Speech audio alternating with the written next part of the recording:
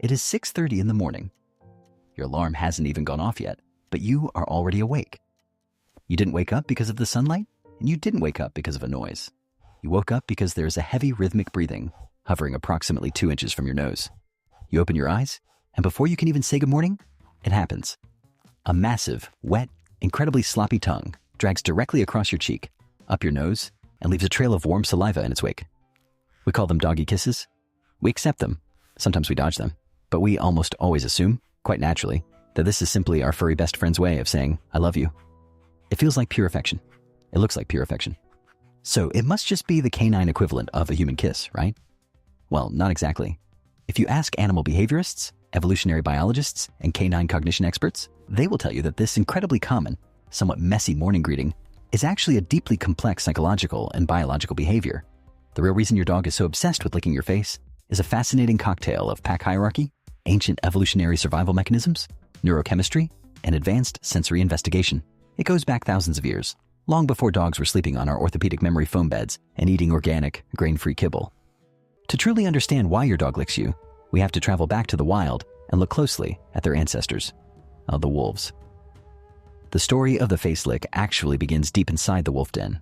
In a wild wolf pack, the adult wolves have to leave the safety of the den to hunt for the pack. When they return after a successful kill, the hungry puppies are waiting for them. But wolves, obviously, do not have backpacks or hands to carry pieces of meat back to their young. They eat what they catch on the spot. So, when the adults return, the puppies immediately rush up to them and frantically, intensely lick the muzzles, lips, and faces of the older wolves. This frantic licking does something highly specific. It triggers a hardwired biological reflex in the adult wolves, causing them to regurgitate partially digested meat for the puppies to eat.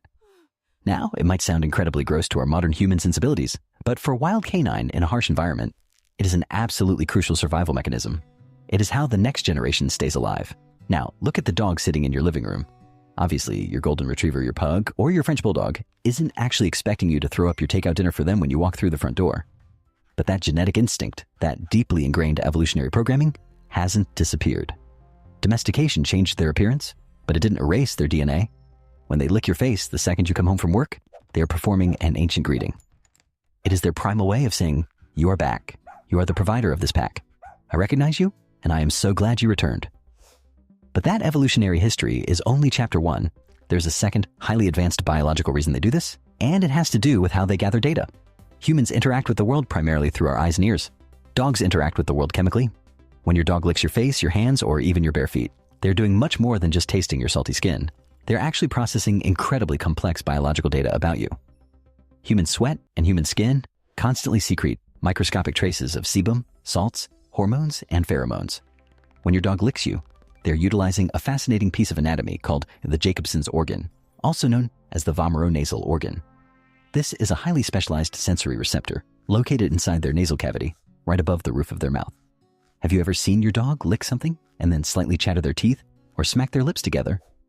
That is them actively pushing scent particles up into the Jacobson's organ to decode them. By licking your face, they're literally reading your biological diary. They can taste your current emotional state. Are you stressed out?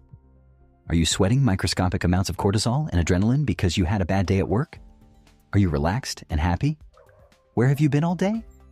Did you pet another dog? What did you eat for lunch? You might think you were just getting a cute morning kiss, but in reality, you're being thoroughly and scientifically scanned by a master tracker.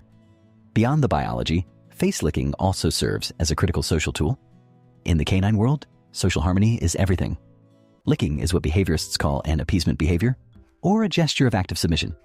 In a pack environment, subordinate dogs will often approach more dominant dogs, lower their bodies, pin their ears back slightly, and gently lick the mouths and chins of the higher-ranking dogs. It is a universal peacemaking gesture. It is their way of communicating. I respect your authority. I know you are in charge. I am not a threat to you, and I come in peace.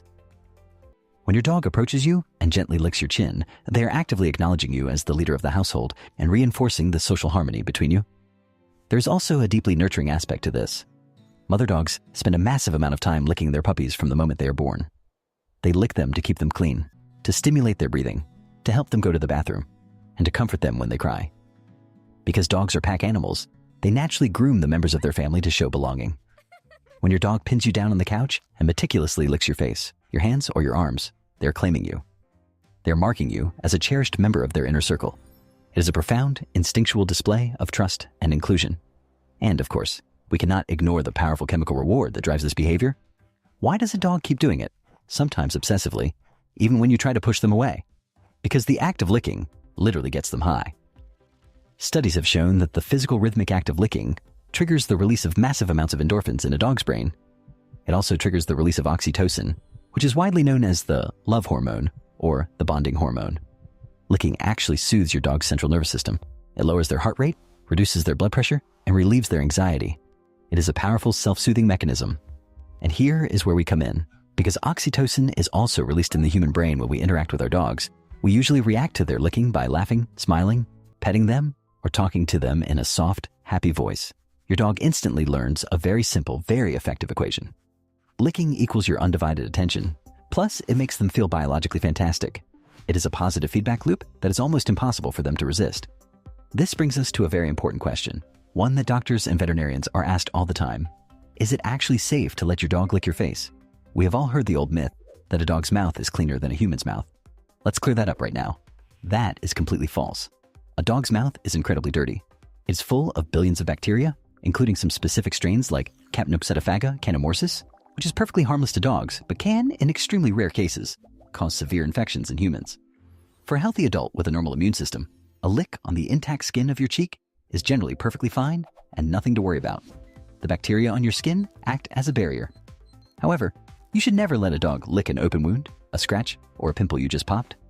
And medical professionals strongly advise against letting dogs lick the faces of newborn babies, elderly individuals, or anyone with a compromised immune system. So while it is a beautiful sign of affection, a little bit of hygiene awareness goes a long way.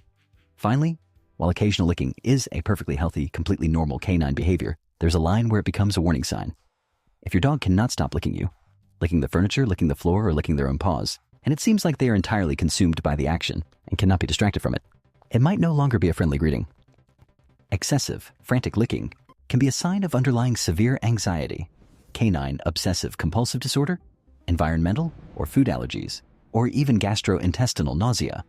If the behavior seems panicked or compulsive rather than affectionate and relaxed, it is always worth scheduling a check-in with your veterinarian. But for the vast majority of our furry friends, a lick on the face is exactly what it seems to be, just with a whole lot more scientific and historical depth attached to it. So, the next time you get a face full of warm dog saliva, remember everything that is actually happening in that brief, messy moment. They aren't just giving you a kiss. They are echoing a primal wolf instinct that kept their ancestors alive. They're reading your complex chemical profile to see how you feel. They're acknowledging your authority and leadership. They're soothing their own nervous system. And most importantly, they're reinforcing the incredible, unique, cross-species bond that you share. It is a beautifully complex psychological and biological masterpiece, brilliantly disguised as a sloppy, wet morning greeting. If this deep dive changed the way you look at your dog's behavior, do me a favor and hit that subscribe button and turn on notifications so you never miss an episode. I'd love to hear from you in the comments below. Is your dog a serial face licker? Do they prefer to lick your hands and feet? Or are they not a licker at all? Share your stories down below. Give your dog a pat on the head for me, and I will see you in the next video.